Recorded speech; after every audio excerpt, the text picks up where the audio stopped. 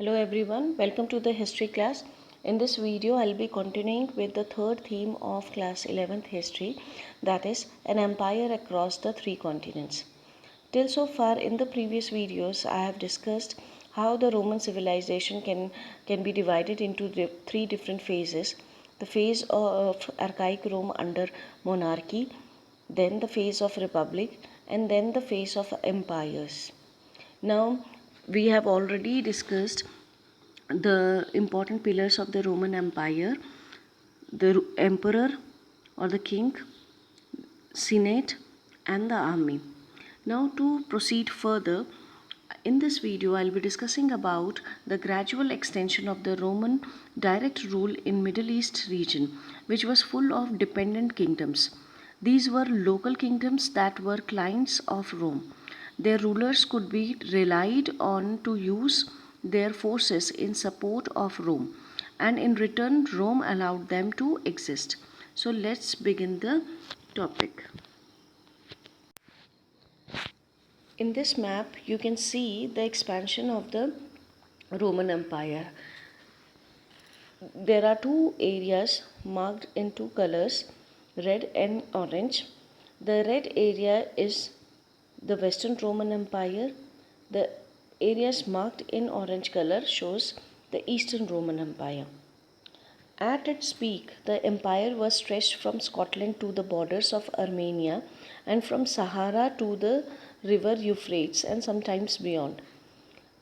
Now, one question arises: how the emperor managed such a diverse set of territories?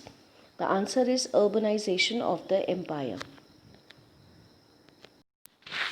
Now, in this map, some of the important urban centers of Roman Empire is given, like Carthage, Macedonia, Assyria, it is here, then Cyprus, Armenia.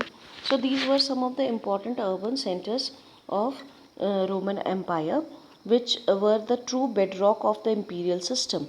It was through cities that government was able to tax the provincial countryside, which generated wealth for the empire. It means that local upper classes actively collaborated with the Roman state.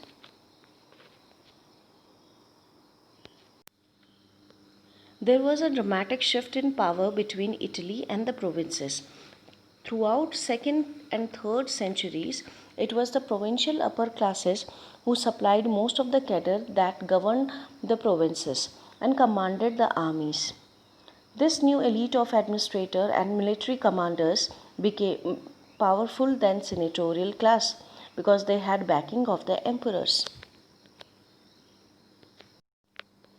Emperor Gallienus consolidated his rise to power, excluding senator from military command, in order to prevent control of empire from falling into their hands.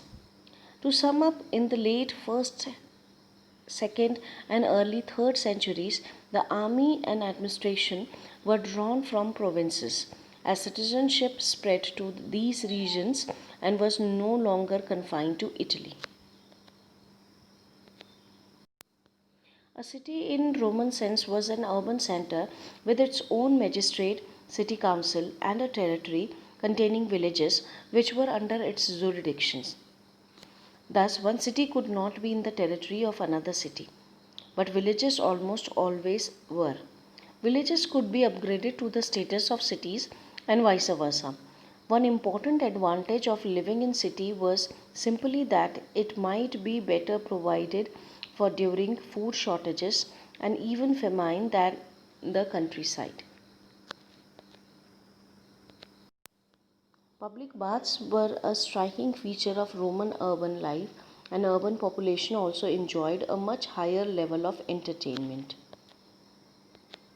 For example, one calendar tells us that spectacula or the shows filled no less than 176 days of the year. So this is how they lived a luxurious life. Those who are living in the Roman cities, they were having a luxurious life. They made sure of their entertainment, and they were so involved in their social life. So With this, we ended this topic here. Thank you for watching this video.